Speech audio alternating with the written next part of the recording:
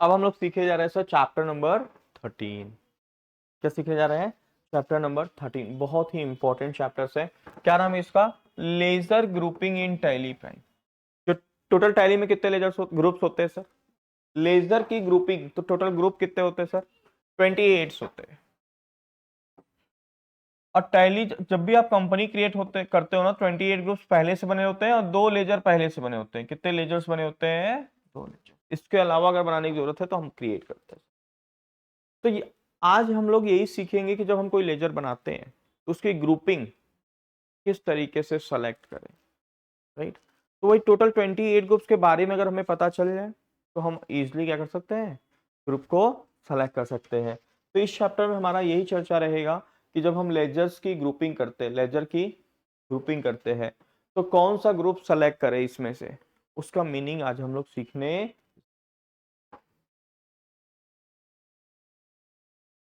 ये 28 ग्रुप्स समझ गए ना? इसको कहाँ यूज करना है? जब हम लोग लेजर बनाते हैं तो क्या करते हैं, लेजर का नाम लिखते हैं और यहाँ अंडर में क्या करते हैं, उसकी ग्रुपिंग करते हैं। तो यहाँ हम लोग किसकी चर्चा करने जा रहे हैं सर? ग्रुपिंग। आपके बुक में एक एक ग्रुप का मीनिंग लिखा हुआ है। तो पहला कौन सा ग्रुप है? Bank account. कौन सा ग्रुप है? Bank account. बैंक अकाउंट में कौन से लेजर आएंगे? बैंक से रिलेटेड लेजर आएंगे। कौन से लेजर आएंगे? बैंक से रिलेटेड। दूसरा कौन सा है? Bank OCC account. ओसीसी का मतलब, ओसीसी का full form open cash credit. Sir इसका मतलब ये एक तरीके का लोन अकाउंट है सर। इसको सीसी अकाउंट भी बोलते हैं, लिमिट भी बोलते हैं। ठीक है। ये किसके लिए होता है? बिजनेस क्लास के लिए होता है। किसके क्लास के लिए होता है सर? बिजनेस। बिजनेसमैन अपने बिजनेस के लिए क्या लेता है? लिमिट करा के रखता है। ठीक है। अगर मान लो आप किसी बिजनेसमैन का लिमिट किसी बैंक में 1 करोड़ है, मतलब क्या, वो 1 करोड़ तक जब चाहे तब पैसा वहां से क्या कर सकता है? निकाल सकता है, लोन ले सकता है। फिर आता है bank OD account. OD account मतलब सर ओवरड्राफ्ट।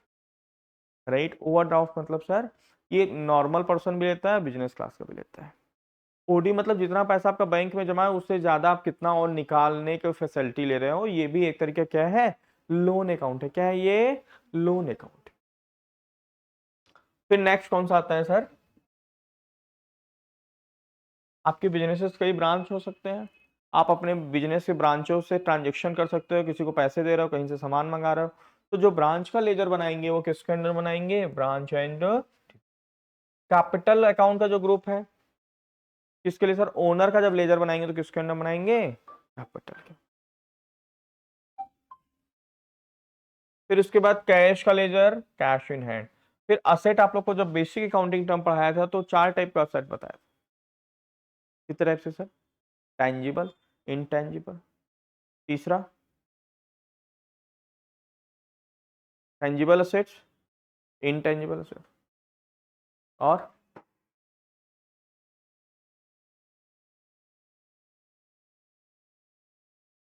असेट के टाइप्स बताए थे आप लोग को। हम्म।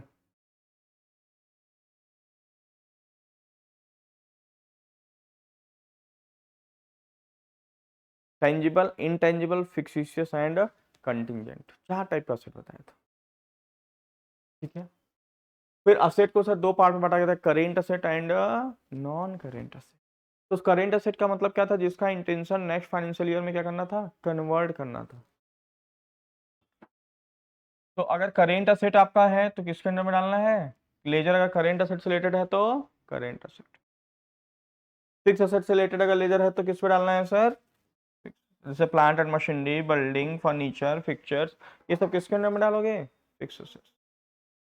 और ऐसे ऐसे जिसको नेक्स्ट फाइनेंशियल ईयर में कन्वर्ट करना है, जैसे डेटर हो गया, स्टॉक हो गया, हालांकि इन सब के लिए स्पेशल ग्रुप बना है, नहीं बना होता तो हम लोग किसके अंडर में डाल देते? करेंट। फिर आता है current liability. Sir current liability में कौन सा आएगा? बोलो। लाइबिलिटी भी 2 टाइप्स में डिवाइड हमने बताया था, current and non current. Current liability मतलब जो लाइबिलिटी हमें नेक्स्ट फाइनेंशियल ईयर तक क्या करना है? पे करना है, उसे क्या बोलते हैं? Current liability. तो करेंट लाइबिलिटी तो करेंट लाइबिलिटीज में आएगा। 1 साल के बाद पे करना है तो नॉन करेंट में आएगा। फिर आता है डिपॉजिट्स असेट्स। क्या आता है? डिपॉजिट्स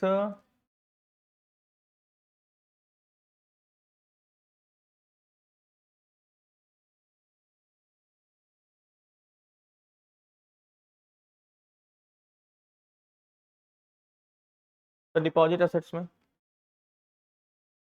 जैसे आपका सिक्योरिटी डिपॉजिट है वॉलेंट्री, आपके बिजनेस का कहीं पे भी डिपॉजिट आपने करके रखा है जो रिफंडेबल है, वो किसके अंदर में आएगा?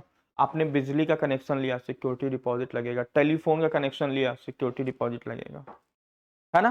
तो जो भी आप सिक्योरिटी डिपॉजिट देते हो, घर ऑफिस किराए पे लिया, सिक्योरिटी डिपॉजिट लगेगा। तो किसके अंदर में आएगा सिक्योरिटी डिपॉजिट? Deposit asset. फिर क्या आता है आपका? Direct expenses, sorry direct expense.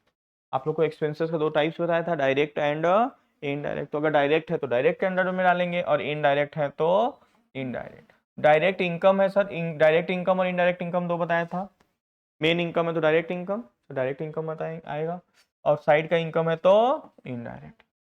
Duties and taxes, आपके जितने भी टैक्सेस से रिलेटेड लेजर रहेंगे वो किसके अंदर बनेंगे? Duties and taxes. जब हम लोग जीएसटी सीखेंगे तो उसमें सीखा जाएगा सर, जितने भी लेजर्स रहेंगे टैक्सेस के, C GST, S GST, I U GST, ये सब किस में आएंगे? Duties and taxes. सर ये एक्सपेंसेस डायरेक्ट बोलो या डायरेक्ट एक्सपेंसेस बोलो, एक्सपेंसेस इनडायरेक्ट बोलो या इनडायरेक्ट एक्सपेंस बोलो, ये बात एक ही है सर, ये रिपीट हुआ है।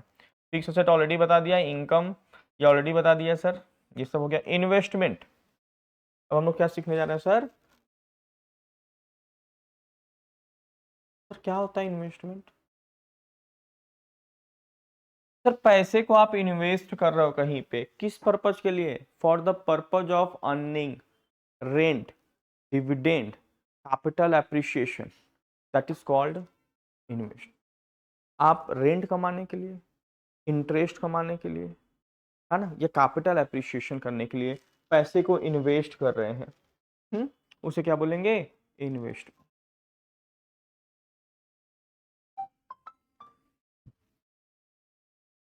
फिर क्या आता है sir? Loan and advances asset. आपने किसी को लोन एंड एडवांस दिया है तो किस में आ जाएगा? लोन एंड एडवांसेस असेट में आ जाएगा। लोन लिया है तो लोन्स लायबिलिटीज। उठा लो, कॉल बैक कर लेना। Miscellaneous expenses assets, miscellaneous expenses. अब देखो यहाँ दो दो नाम लिखा है, एक लिखा है मिसलेनियस एक्सपेंसेस और ब्रैकेट में क्या लिख दिया? अगर ये नहीं लिखा होता तो हम क्या समझते? छोटे मोटे खर्चे, लेकिन ब्रैकेट में असेट लिख दिया सर, तो इसका मतलब क्या हुआ? तो छोटे मोटे खर्चे तो हैं, लेकिन वो किस नेचर के हैं? ये बेसिकली प्रीलिमिनरी एक्सपेंसेस बोलते हैं। क्या बोलते हैं इसको?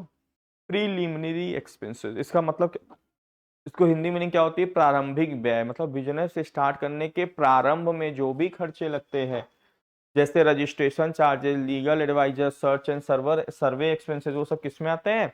Miscellaneous expenses asset. फिर आता है प्रोविजंस। क्या आता है सर? तो प्रोविजंस मतलब सर ऐसे खर्चे जिनका होना सर्टेन है, ऐसे खर्चे जिनका होना सर्टेन है, लेकिन कितना अमाउंट होगा ये क्या है? अनसर्टेन है। वो किसके अंदर में आ जाएंगे? प्रोविजंस के। समझ पा रहे हो? तो जैसे पैसा हर साल हमारा डूबता है, जैसे मेरे क्लासेस में हर साल कुछ ना कुछ बच्चे क्या होंगे जो फीस नहीं देंगे सर, राइट, डिसकंटिन्यू कर देंगे, नहीं देंगे। लेकिन कितना पैसा डूबेगा ये हमें पहले से पता है क्या? तो उसके लिए हम क्या बनाएंगे? प्रोविजंस। क्या बनाएंगे सर? प्रोविजन। सर एक चीज बताओ, जब डूबेगा तब बुक कर लेंगे तो क्या दिक्कत है? देखो, जैसे आपने ये पैसा डूबता कौन सा? जब आप उधार में सेल करते हो तो तब क्या क्रिएट होता है? डेटर। तो सेल आपने इसी साल रिकॉर्ड कर लिया, हो सकता है पैसा हमें नेक्स्ट ईयर लेना है और डूब गया, आ रही बात समझ में? तो ये गलत रिपोर्ट बन जाएगा। इनकम आपने इस साल रिकॉर्ड किया और जो पैसा डूब रहा है उसको कब रिकॉर्ड कर रहे हो? Next year. जबकि वो लॉस किससे रिलेटेड है? इसी साल से रिलेटेड है सर, इसलिए हमको इसी साल रिकॉर्ड करना है, लेकिन इस साल हमें पता नहीं है। इसके लिए हम क्या कर लेते हैं? एक एस्टिमेट बेसिस पे प्रोविजन, जिससे हमारी अकाउंटिंग गड़बड़ ना हो। फिर आता है परचेज अकाउंट। परचेज का लेजर किसके अंदर बनेगा? Purchase account. फिर आता है सर रिजर्व एंड सरप्लस।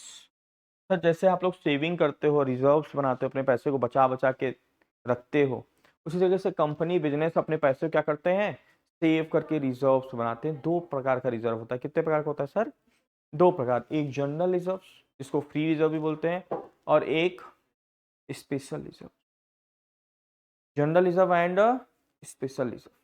तो जनरल रिजर्व क्या होते हैं? जो जो किसी पर्पस के लिए नहीं बनाए गए हैं, जैसे आपके घर में आपके गार्जियन 2 टाइप्स के फंड सेव करते होंगे सर, कौन कौन से 2 टाइप के सर? एक तो थोड़ा थोड़ा सेविंग करके रखते हैं कि भाई कब कल इन फ्यूचर में क्या प्रॉब्लम आ जाए, कैसे पैसे की दिक्कत आ जाए तो हम उसको यूज कर सकें, दैट इज कॉल्ड जनरलिज्म, जिसको आपको पता नहीं है। और एक होता है स्पेशलिज्म, उनको पहले से पता है कि बच्चे की शादी करनी है उसके लिए फंड रखो, बच्चे को पढ़ाना है उसके लिए फंड रखो। ये सब क्या है? स्पेशलिज्म से। तो किस चीज से बनते हैं? प्रॉफिट से बनते हैं। किससे बनते हैं? जो आपके गार्जियन पैसा सेव रखते हैं किससे रखते हैं? जो इनकम कमाते हैं उसी में से रखते हैं ना, तो उसको क्या बोलते हैं? Reserve and surplus. स्पेशलिज्म मतलब पर्टिकुलर पर्पज के लिए बना है और उसी पर्पज के लिए यूज होता है, जबकि जनरलिज्म जो होता है जिसको फ्री रिजर्व बोलते हैं वो किसी भी पर्टिकुलर पर्पज के लिए नहीं बना है सर, वो नॉर्मली बना है, किसी भी पर्पज के लिए यूज हो सकता है। फिर आता है रिटेन्ड अर्निंग, ये दोनों एक ही चीज है sir, return earning and reserve and surplus. फिर आता है आपका सेल्स अकाउंट, सेल का लेजर किसके अंदर बनेगा? Sales account, right. उसके बाद आता है सिक्योर्ड लोन। क्या आता है सर? सर लोन हम जो लेते हैं ना 2 प्रकार का लेते हैं, एक सिक्योर्ड लोन एक अनसिक्योर्ड लोन। जैसे बैंक से लोन लेंगे तो बैंक क्या लेगा? सिक्योरिटी लेगा। सिक्योरिटी मतलब आपके घर का पेपर रख लेगा या कोई एफडी वगैरह के अगेंस्ट में देगा आपको। अगर आप लोन नहीं दे पाए तो वो सिक्योरिटी से पैसे रियलाइज कर लेगा, उसे क्या बोलेंगे? Secured loan. और आप अगर फ्रेंड से लेते हो, रिलेटिव से लेते हो जहां पे कोई सिक्योरिटी नहीं देते, उसे क्या बोलते हैं? अनसिक्योर्ड लोन,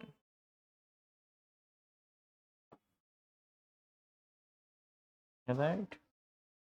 क्या बोलते हैं उसको? अनसिक्योर्ड। फिर आता है सर आपका सन्ड्री क्रेडिटर, ये किसके लेजर, कौन से लेजर इसके अंदर में आएंगे? सर सप्लायर के ledger, sundry supplier. Sir supplier के लेजर को तो क्रेडिटर बोलते हैं। सन्ड्री मतलब क्या होता है? मतलब बहुत सारे। सन्ड्री मतलब,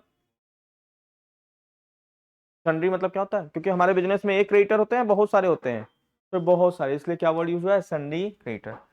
उसी तरीके से डेटर का लेजर किस ग्रुप पे, कौन सा लेजर सन्ड्री डेटर में आएगा? कौन सा आएगा? बोलो। सर कस्टमर के लेजर, किसके लेजर आएंगे?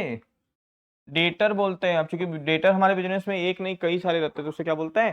Sundry debtors. क्या बोलते हैं? Sundry।